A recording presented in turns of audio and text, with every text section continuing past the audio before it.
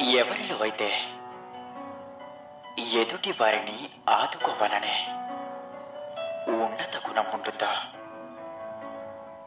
ఎదుటి వారి పట్ల ఎవరు జాలి చూపిస్తారో, ఏ వ్యక్తి అయితే అందరితోనూ ఒకే విధంగా ప్రేమగా ఉంటారో, ఇక ఆ వ్యక్తి సాధారణమైన వాడు కాదు.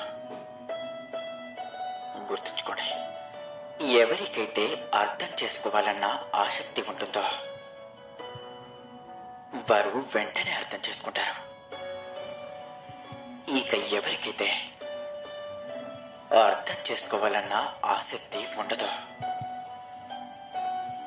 వాళ్ళు 1,00,000 సార్లు చెప్పినా కూడా అర్థం చేసుకోవాలంతే. ఎక్కువగా ఆలోచించకండి, సరైన నిర్ణయాన్ని తీసుకోండి. మన జీవితం సుఖమయం అవ్వాలి అంటే అందుకోసం మన మనసు ఖాళీగా ఉండాలి. ఎలా అంటే ఒక పిల్లన క్రొవిలాగా. లోపల ఏ రాగం కానీ ద్వేషం కానీ ఏది ఉండదు. అందుకే గాలి ఊదగానే స్వరం బయటకొస్తుంది. ఇక ఆ ప్రకారంగానే మనసుని భావనల నుండి దూరంగా ఉంచడం చాలా అవసరం. గుర్తుంచుకోండి, మనసులో భారాన్ని పెట్టుకొని జీవిస్తే మీరు మనశ్శాంతిగా ఎప్పటికీ జీవించలేరు. ప్రేమ అనేది అందరిలోనూ పుడుతుంది, కానీ ప్రేమ శక్తి ప్రాప్తించేది మాత్రం కేవలం వారికి మాత్రమే. ఎవరైతే ఎలాంటి భయానికి లోను కాకుండా ప్రేమని గెలుచుకునే సాహసం చేస్తారో కేవలం వారికి మాత్రమే దక్కుతుంది. ఇక ప్రేమలో అబద్ధానికి ఎలాంటి స్థానము లేదో, ఎక్కడైతే అబద్ధాలు చెప్పవలసి వస్తుందో ఇక అక్కడ ప్రేమకు ఎటువంటి స్థానం లేదు. అర్థమైందనుకుంటా. ఈ మనసు అనేది చాలా విచిత్రమైనది. శరీరంలో ఇది ఏ చోట ఉంటుందనేది ఎవరికీ తెలియదు, అవునా? కానీ సంపూర్ణ శరీరం ఈ మనసు కోరికలను పూర్తి చేయడానికి తన ప్రయత్నాలు తను చేస్తూ ఉంటుంది. ఒకవేళ మనసుకి ఏదైనా తినాలి అనిపిస్తే మనిషి తన ఆకలిని తీర్చుకునే మార్గాల కోసం వెతుకుతూ ఉంటాడు. ఒకవేళ మనసు ఎవరినైనా శత్రువుగా భావిస్తే ఆ మనిషి తన శత్రువుని నాశనం చేయడానికి అన్ని విధాలుగా ప్రయత్నిస్తాడు. ఒకవేళ మనసు ఎవరినైనా ప్రేమిస్తే వాళ్ళ సంతోషం కోసం ఎంత దూరం వెళ్ళడానికైనా సిద్ధపడతారు, అవునా? అసలు జీవితానికి ఆధారమే ప్రేమ.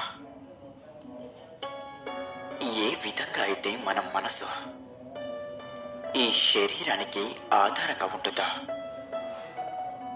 కర్మలన్నీ మనసుతోనే ఆరంభమవుతాయి, శరీరంతో క్రియాత్మకంగా మారుతాయి. అదేవిధంగా సర్వశక్తులకి ఆధారం ఈ ప్రేమే అవుతుంది. ఎప్పుడైతే భయం ఇంకా అసహనాల వల్ల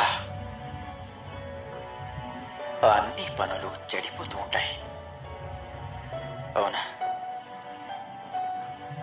కానీ ధైర్యంలో ఇంకా ఆశలో ఒక శక్తి ఉంటుంది.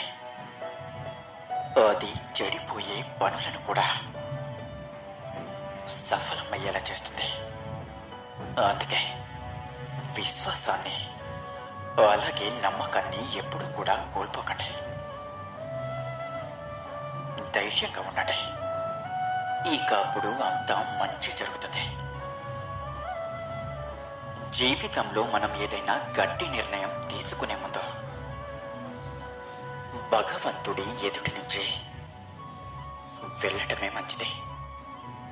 ఎందుకంటే మనం మనుషుల దగ్గర అబద్ధాలు చెప్పగలం, దేవునితో చెప్పలేం కదా. ఒకవేళ దేవుణ్ణి సూటిగా చూడగలిగితే ఇక అప్పుడు దాని అర్థం మన మనసులో ఏమీ తప్పు లేదు అని. ఇక అలాంటి దశలో మనం ఏం చెయ్యాలనుకుంటామో దాన్ని నిస్సందేహంగా చేయవచ్చు. అర్థమైందనుకుంటా. ఒక్కసారి తప్పు చేస్తే భగవంతుడు తప్పకుండా క్షమిస్తాడు. కానీ మనిషి మళ్ళీ మళ్ళీ తప్పులు చేస్తూ ఉంటే అతడు క్షమకి అర్హుడు కాడు. గుర్తుంచుకోండి, జీవితంలో మనం ఎటువంటి పరిస్థితినైనా అలాగే ఎలాంటి అవస్థనైనా సరే పరిష్కరించడం, ఎదుర్కోవడం నేర్చుకోండి. ఎప్పుడైతే మీరు మీకున్న సమస్యలని పరిష్కరించడం నేర్చుకుంటారో అప్పుడే ఈ ప్రపంచానికి ఏదైనా ఇవ్వడానికి మీరు యోగ్యులవుతారు. ఆ విధంగా మీరు విజయం పొందితే ఈ ప్రపంచానికి ఒక మంచి ఉదాహరణగా మిగిలిపోతారు. ఇక ఒకవేళ అపజయం పొందితే నేర్చుకుంటారు. ఎవరైతే లోపాన్ని వదులుకోరో వాళ్ళు అనుభవించక తప్పదు, గుణపాఠం నేర్చుకోక తప్పదు. కొంతమంది మాటలతో నేర్చుకుంటారు, ఇంకొంతమంది మాటలతో ఏమాత్రమూ నేర్చుకోరు. వాళ్ళకి నేర్పించడానికి భగవంతుడు వేరే పద్ధతిని తప్పకుండా అవలంబిస్తాడు. గుర్తుంచుకోండి, జనం గురించి ఆలోచిస్తూ ఆలోచిస్తూ బంధుత్వాలు పోతాయేమో అనే భయంతో, స్నేహాలు కోల్పోతాయేమో అన్న భయంతో అందరి గురించి ఆలోచిస్తూ చివరికి మీరు మిమ్మల్ని అలాగే మీరు మీ యోచనల్ని పోగొట్టుకుంటారు. ఈ విధంగా అందరి గురించి ఆలోచిస్తూ మిమ్మల్ని మీరే పోగొట్టుకుంటారు. మీ తెలివిని పోగొట్టుకుంటారు. అలాగే మీ గమ్యాన్ని, మీ లక్ష్యాన్ని కూడా పోగొట్టుకుంటారు. అప్పుడు ప్రపంచంలో ఎంత గొప్పది లభించినా సంతృప్తి మాత్రం ఎప్పటికీ లభించదు. ఈశ్వరుడు ఎప్పుడు చెప్పలేదు,